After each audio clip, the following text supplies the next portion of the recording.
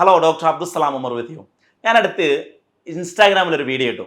അതായത് നമ്മുടെ mind set rich ആണോ അല്ലെങ്കിൽ പോറാണോ എന്ന് വെച്ചു. അതായത് നമ്മൾ പോറാണോ നമ്മൾ റിച്ച് ആണോ എന്നുള്ളതല്ല, പണത്തോടുള്ള നമ്മുടെ മനോഭാവം അല്ലെങ്കിൽ ആ ഒരു പോസിറ്റീവ് മനോഭാവമാണോ അല്ലെങ്കിൽ മൈൻഡ് സെറ്റ് റിച്ച് ആണോ, അതല്ലെങ്കിൽ നമ്മുടെ ഒരു പണത്തോടുള്ള മനോഭാവം നെഗറ്റീവ് ആണോ അല്ലെങ്കിൽ മൈൻഡ് സെറ്റ് ഒരു പോവർട്ടി മൈൻഡ് സെറ്റ് ആണോ എന്നുള്ളതാണ് ഈ ഒരു ആ വീഡിയോയിൽ ഉണ്ടായിരുന്നത്.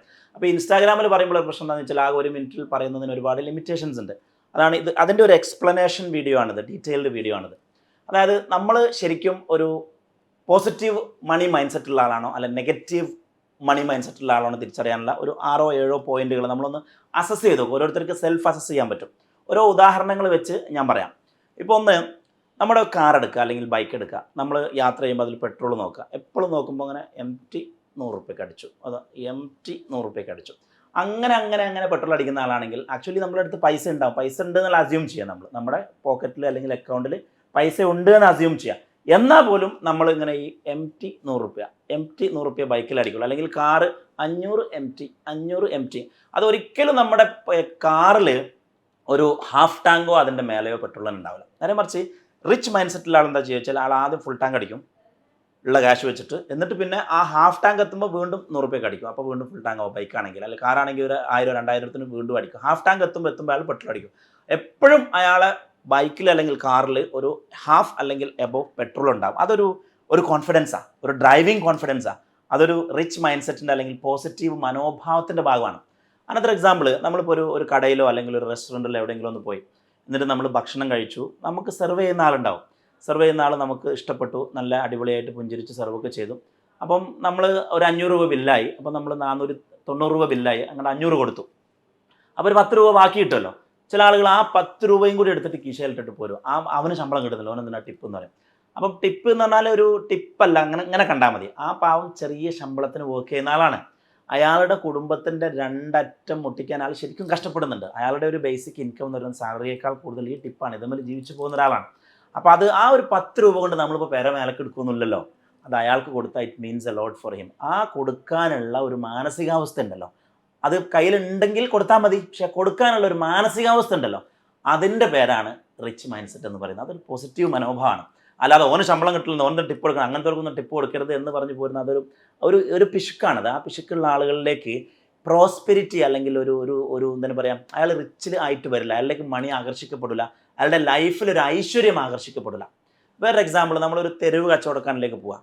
നമ്മൾ സാധാരണ ലുലുവിൽ പോയി കഴിഞ്ഞാൽ ചിലപ്പോൾ നമ്മൾ 50-100 രൂപ കൊടുത്തിട്ട് നമ്മൾ ഹൈപ്പർ മാർക്കറ്റിൽ പോയിട്ട് നമ്മൾ തക്കാളി മേടിക്കും. പക്ഷെ നേരെ മറിച്ച് ഒരു പാവപ്പെട്ട ഒരു ഹെൽപ്ലെസ് നിസ്സഹായനായിട്ടുള്ള ഒരു പ്രായമായിട്ടുള്ള ഒരാൾ വെയിലത്ത് നിന്നുകൊണ്ട് ചിലപ്പം തക്കാളിയോ ഉള്ളിയോ അല്ലെങ്കിൽ മാങ്ങയോ ഓറഞ്ചോ ഒക്കെ വിൽക്കുന്നുണ്ടാവും.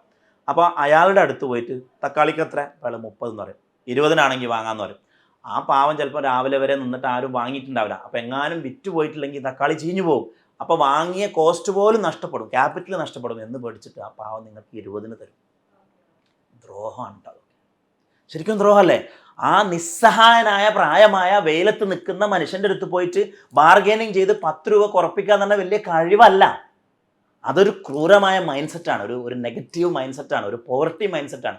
നേരെ മറിച്ച് അയാൾ 30 രൂപ എന്ന് പറയുമ്പോൾ അയാളുടെ അടുത്ത് ഓക്കെ 3 കിലോ തക്കാളി അല്ലെങ്കിൽ 2 കിലോ ഉള്ളി എടുക്കുമെന്ന് പറഞ്ഞിട്ട് അയാൾക്ക് 50 രൂപ ബില്ല് അല്ലെങ്കിൽ 100 രൂപ ബില്ലായി കഴിഞ്ഞാൽ അതിലൊരു 120 രൂപ, ഒരു 20 രൂപ കൂടി കൂട്ടിക്കൊടുത്തിട്ട് ഓക്കെ വെച്ചോളിട്ടോ എന്ന് പറഞ്ഞ് അയാൾക്ക് ഷെയ്ക്കാനും കൊടുത്ത് പോരുന്ന ആ ഒരു ഉണ്ടെങ്കിൽ കൊടുത്താൽ മതി. പക്ഷെ അങ്ങനെ പോരണമെന്നെങ്കിലുള്ള നമ്മുടെ ഒരു മനോഭാവം ഉണ്ടല്ലോ, ആ മനോഭാവത്തിൻ്റെ പേരാണ് റിച്ച് മൈൻഡ് സെറ്റ് എന്ന് പറയുന്നത്. അതല്ലാതെ പാവങ്ങളിൽ നിന്ന് ആ 10 രൂപ നമ്മൾ ബാർഗൈൻ ചെയ്ത് വാങ്ങിയിട്ട് നമുക്ക് എന്ത് നേടാനാണ്? അതുപോലെ തന്നെ ഇപ്പോൾ ഒരാൾ നല്ല വീട് അല്ലെങ്കിൽ നല്ല വാഹനം അല്ലെങ്കിൽ നല്ല ഡ്രസ്സൊക്കെ ഇട്ട് ഇങ്ങനെ പോകുമ്പോൾ നമുക്ക് തോന്നുകയാണ്, നമ്മുടെ മൈൻഡിനെ അസസ് ചെയ്യാട്ടോ നമ്മൾ, ഓൻ്റെ ഒരു വീട്, ആ വീടുണ്ടെങ്കിലേ എത്ര പാവങ്ങൾക്ക് വീട് വെക്കാൻ അറിയോ, ഓൻ്റെ ഒരു കാറ്, ആ കാറുണ്ടെങ്കിലേ എത്ര പിന്നെ എന്താണ് പറയുക പാവപ്പെട്ടവർക്ക് ഭക്ഷണം കൊടുക്കാൻ അറിയോ എന്നൊക്കെ പറഞ്ഞിട്ട് നമ്മൾ അവനൊരു അസൂയാത്മകമായി പുച്ഛത്തോടു കൂടി ഒരു അച്ചീവ്ഡ് ആയിട്ടുള്ള ആളുകളെ നോക്കുന്നുണ്ടെങ്കിൽ നമ്മുടെ മൈൻഡിന് ചെറിയ പ്രശ്നമുണ്ട്. അസൂയ എന്നതിന് പറയാം. നേരെ മറിച്ച് നമുക്ക് വേറെ രീതിയിൽ നമ്മൾ എവിടെ ലൈഫിൽ നമ്മൾ എവിടെ നിൽക്കുന്ന ആളാണെങ്കിലും നമ്മുടെ മൈൻഡ് നമുക്ക് മാറ്റിപ്പിടിക്കാൻ പറയാം. എങ്ങനെയെന്നറിയോ? ഓൻ ഉഷാറാട്ടോ, ഓൻ നല്ലോണം അധ്വാനിച്ച് ക്യാഷൊക്കെ ഉണ്ടാക്കി നല്ലൊരു വീടൊക്കെ വെച്ച് നല്ലൊരു വാഹനമൊക്കെ മേടിച്ച് ഓൻ ലൈഫിൽ ആൾ ഉഷാറാണ്, ഓൻ മിടുക്കനാണ്, ഓനെപ്പോലെ എനിക്കും ആവണം, എനിക്കും ഉഷാറാവണം, എനിക്കും അങ്ങനത്തെ ഒരു വണ്ടി വാങ്ങണം, അല്ലെങ്കിൽ എനിക്കും അങ്ങനത്തെ ഒരു വാഹനം വാങ്ങണം. How can I? എനിക്ക് എങ്ങനെയാണ് വാങ്ങാൻ പറ്റുക, ഞാൻ എന്താ പഠിക്കേണ്ടത്, ഞാൻ എന്താ വളരേണ്ടത്, ഞാൻ എവിടെയാണ് ജോലി ചെയ്യേണ്ടത്, എനിക്ക് അങ്ങനെ ഹൗ ക്യാൻ ഐ എന്ന് ചോദിക്കാൻ നമ്മളെ മൈൻഡിന് പറ്റുന്നുണ്ടെങ്കിൽ നമ്മൾ റിച്ച് ഗ്രോത്ത് മൈൻഡ് സെറ്റ് ഉള്ള ആളാണ്. ഓനോടൊരു അസൂയ തോന്നുന്നുണ്ടെങ്കിൽ നമുക്ക് ബേസിക്കലി ഒരു വെരി എക്സ്ട്രീം പോവർട്ടി മൈൻഡ് സെറ്റാണ് നമുക്കുള്ളത്. അപ്പോൾ അത് നമ്മൾ സെൽഫ് അസസ് ചെയ്താൽ മനസ്സിലാവും. അതുപോലെ തന്നെ ചില ആളുകളെടുത്ത് പണം ഉണ്ടാവും. അപ്പോൾ എൻ്റെ ഒരു അയൽവക്കത്ത് ഒരു ചേട്ടായി ഉണ്ട്. ചേട്ടായിക്ക് കുറേ 10 ഏക്കർ റബ്ബറും കുറേ സ്വത്തും കുറേ സംഭവങ്ങളും അടക്കയും തേങ്ങയും ഒക്കെ ഉണ്ട്. ചേട്ടായി എപ്പോഴും ഒരു ഹവായി ചെരുപ്പ്, ഒരു ലോക്കൽ മുണ്ട്, ഒരു എന്താണ് പറയുക കൈലിമുണ്ട്, ഒരു തോളിലൊരു ഇതൊക്കെ ഇട്ട് ഇങ്ങനെ നടക്കുള്ളൂ. ഒരു നല്ല അലക്കി തേച്ച അടിപൊളി വെള്ളമുണ്ടും വെള്ള ഷർട്ടും ഇട്ടിട്ട് അദ്ദേഹം നടക്കുന്നത്, നല്ല ഒരു ഭക്ഷണം കഴിക്കുന്നത് ഞാൻ കണ്ടിട്ടില്ല.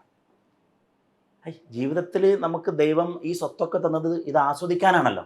പക്ഷേ ഒരു നല്ല ഒരു വീട്ടിലൊരു ദരിദ്രനായ ആൾ കയറി വന്നാൽ അയാൾക്കൊരു വെള്ളമോ ഒരു സൽക്കാരമോ അതല്ലെങ്കിൽ നല്ല ഒരു എന്തെങ്കിലും പറയുക അങ്ങനെ ഉണ്ടാവുമല്ലോ, ചോദിച്ചു വന്ന ആൾക്ക് നമ്മൾ എന്തെങ്കിലും കൊടുക്കുക എന്ന് പറഞ്ഞാൽ കാര്യമായിട്ട് കൊടുക്കില്ല. അയാളെ സമ്പത്ത് വെച്ച് അയാൾക്ക് 100, 200, 500, 1000 കൊടുക്കാൻ കഴിയും, പക്ഷെ കൊടുക്കൂല. ദരിദ്ര മൈൻഡ് സെറ്റാണ്, പിശുക്കാണ്. അങ്ങനത്തെ ആളിലേക്ക് ജീവിതത്തിൻ്റെ ഐശ്വര്യം വരില്ല. ഇതൊക്കെ മരിച്ചു പോലെ കുറച്ചൊന്നും കൊണ്ടുപോകില്ലല്ലോ. അപ്പോൾ അത് അല്ല, നമ്മൾ എന്താണ് പറയുക, ഉള്ളതിനനുസരിച്ച് മറ്റുള്ളവർക്ക് കൊടുക്കാനുള്ള ഒരു കഴിവുണ്ട്. അതായത് ഒന്ന് പണം വാങ്ങാനുള്ള കഴിവ്, അത് അനുഭവിക്കാനുള്ള കഴിവ്, അതുപോലെ തന്നെ അനുഭവിക്കാനുള്ള കഴിവുള്ള, ഞാൻ കൊടുക്കാനുള്ള കഴിവിലേക്ക് തിരിച്ചു വരാം. അനുഭവിക്കാനുള്ള കഴിവിലൊരു രസകരം, മലയാളിക്ക് പൊതുവേ അനുഭവിക്കാനുള്ള കഴിവ് വളരെ കുറവാട്ടോ. എന്നാൽ വലിയൊരു കമ്പനിയുടെ MD ഞങ്ങൾ ഒരുമിച്ചൊരു യാത്ര പോയിരുന്നു. യാത്ര പോയിട്ട് അയാളൊന്ന് വഴുതി വീണുപോയി അയാളുടെ ഡ്രസ്സൊക്കെ മാറ്റേണ്ടി വന്നു. അങ്ങനെ ഡ്രസ്സ് മാറ്റി ഊരി നോക്കുമ്പോൾ ഈ ബനിയനുണ്ടല്ലോ, ഉള്ളിലെ ബനിയന്, ആ ബനിയനുണ്ട് ഇവിടെയൊക്കെ കീറിയിട്ടുണ്ട്, മഞ്ഞ കറയായിട്ട് കീറിയ ബനിയന്. അതുപോലെ തന്നെ ഷഡ്ഡിയുടെ ബാക്കിലെ കോട്ട. അതായത് ഇയാൾക്ക് ഷഡ്ഡി വാങ്ങാൻ കഴിവില്ലാഞ്ഞിട്ടല്ലല്ലോ, ഒരു മൈൻഡ് സെറ്റാണ്. അതായത് നല്ല പൈസയുണ്ട്, പക്ഷേ ഇപ്പോൾ ചിലപ്പോൾ നല്ല ഡ്രസ്സും പുറത്തിട്ടുണ്ടാവും, പക്ഷെ നല്ലൊരു ബനിയനും നല്ലൊരു ട്രൗസറും വാങ്ങിയിടുക എന്നുള്ളത് അതൊരു മൈൻഡ് സെറ്റാണ്, ഒരു പണത്തോടുള്ള ഒരു മനോഭാവമാണ്. അപ്പോൾ അങ്ങനെ തുടങ്ങി. അതുപോലെ തന്നെ അടുത്തത് ഞാൻ പറഞ്ഞല്ലോ, കൊടുക്കാനുള്ള കഴിവ്. അതായത് മനുഷ്യനേക്ക് പണം ആകർഷിക്കണമെങ്കിൽ ഇതിങ്ങനെ ഒഴുകണം. അതായത് വാങ്ങി അനുഭവിച്ച് കൊടുത്തുള്ള ആ ഒരു പണത്തിൻ്റെ ഒഴുക്കുണ്ടെങ്കിൽ മാത്രമേ നമുക്ക് ബേസിക്കലി ജീവിതത്തിൽ ഐശ്വര്യം കടന്നു വരുള്ളൂ. അതല്ലാതെ വാങ്ങാൻ പേടിയുള്ളവനും ഉഷാറാവില്ല, അനുഭവിക്കാൻ പേടിയുള്ളവന് പിടിച്ചു വെക്കുന്ന പിശുക്കനും ഉഷാറാവില്ല, കൊടുക്കാൻ പേടിയുള്ള പിശുക്കനും ഉഷാറാവില്ല. ഈ 3 പേരിലേക്കും ഒരിക്കലും ആ ജീവിതത്തിൻ്റെ പ്രോസ്പെരിറ്റി അല്ലെങ്കിൽ ഐശ്വര്യം കടന്നു വരില്ല. അപ്പോൾ നമ്മൾ നോക്കേണ്ടത്, നമ്മൾ സ്വയം ഒന്ന് അസസ് ചെയ്ത് നോക്കുക. നമ്മൾ ആക്ച്വലി പണത്തോടുള്ള, പിന്നെ പണം ഒരു മോശമാണ് എന്നുള്ളൊരു ചിന്തയും കൂടി ഉണ്ട്. അങ്ങനെ റിച്ച്നെസ്സിനെ കുറിച്ച് അല്ലെങ്കിൽ പ്രോസ്പെരിറ്റിയെക്കുറിച്ച് പൊതുവെ പണം, ഇപ്പോൾ ഒരു ഉദാഹരണത്തിന് നമ്മുടെ വീട്ടിലേക്ക് ഒരാൾ കയറി വന്നു കഴിഞ്ഞാൽ അയാൾക്ക് എന്തെങ്കിലും കൊടുക്കണമെങ്കിൽ നമ്മുടെ അടുത്ത് എന്തെങ്കിലും വേണ്ടേ? നമ്മുടെ വീടിൻ്റെ അടുത്ത് ഒരു വിധവയുടെ വിവാഹം ഉണ്ടെങ്കിൽ, അതല്ലെങ്കിൽ ഒരു യത്തീം കുട്ടിയുടെ വിദ്യാഭ്യാസം ഉണ്ടെങ്കിൽ അതിന് നമുക്ക് എന്തെങ്കിലും കൊടുക്കണമെങ്കിൽ നമ്മുടെ അടുത്ത് പൈസ വേണ്ടേ? നമുക്ക് ഒരു കുട്ടിയെ പഠിപ്പിക്കണം, ആ പഠിപ്പിക്കണമെങ്കിൽ നമ്മുടെ അടുത്ത് പൈസ വേണ്ടേ? അതായത് പണം ഒരുപാട് ഉണ്ടാക്കിയിട്ട് സമൂഹത്തിന് അത് ആവശ്യമുള്ള ഒരുപാട് ആളുകളുണ്ട്, അവർക്ക് കൊടുക്കുന്ന പ്രോസസ്സാണല്ലോ പ്രോസ്പെരിറ്റി എന്ന് പറയുന്നത്. ഒരുപാട് ഉണ്ടാക്കണം, നല്ല രീതിയിൽ അനുഭവിക്കണം, നമ്മുടെ സ്റ്റാൻഡേർഡിനനുസരിച്ച് അനുഭവിക്കണം. നല്ലൊരു വീട്, നല്ലൊരു ഡ്രസ്സ്, നല്ലൊരു വാഹനമൊക്കെ നമ്മൾ അനുഭവിക്കണം. നമ്മുടെ വരുമാനത്തിനനുസരിച്ചുള്ള വീടും വാഹനം വന്നിട്ട് ഒരുമാതിരി ദൂർത്തടിക്കരുത്. അവനവനനുസരിച്ചുള്ള എല്ലാം ചെയ്യുമ്പോൾ പാവങ്ങൾക്ക് കൊടുക്കുകയാണ്. ഇതൊക്കെ ചെയ്യണമെങ്കിലേ പണം വേണ്ടേ? അപ്പം പണം ഉണ്ടാക്കുന്നതും ബിസിനസ് ചെയ്യുന്നതും, അതല്ലെങ്കിൽ നമ്മൾ ഒരു ബിസിനസ് ചെയ്യുന്ന ആളൊക്കെ മോശമാണ് എന്നുള്ളൊരു മൈൻഡ് സെറ്റ് ഉണ്ടെങ്കിലും നമുക്ക് ബേസിക്കലി പോവർട്ടി മൈൻഡ് സെറ്റ് അല്ല. അപ്പോൾ നിങ്ങൾ കമൻറ്റ് ചെയ്യേണ്ടത് എന്താണെന്ന് വെച്ചാൽ, സ്വയം അസസ് ചെയ്തിട്ട് നമ്മുടെ ഒരു മൈൻഡ് സെറ്റ് എങ്ങനെയാണ്, അതല്ലെങ്കിൽ നിങ്ങൾ ഒബ്സർവ് ചെയ്ത കുറേ ക്യാരക്ടേഴ്സ് ഉണ്ടാവും നിങ്ങളുടെ ചുറ്റിലും, അത് ആരൊക്കെയാണ് എങ്ങനെയൊക്കെയാണെന്നുള്ള കമൻറ്റ് ചെയ്യൂ. നിങ്ങളുടെ കമൻറ്റുകളാണ് ബേസിക്കലി വീഡിയോയുടെ ആശയത്തെ ഒന്നുകൂടി ശക്തിപ്പെടുത്തുന്നത്. മറ്റൊരാശയമായി വീണ്ടും വരാം. നന്ദി, നമസ്കാരം.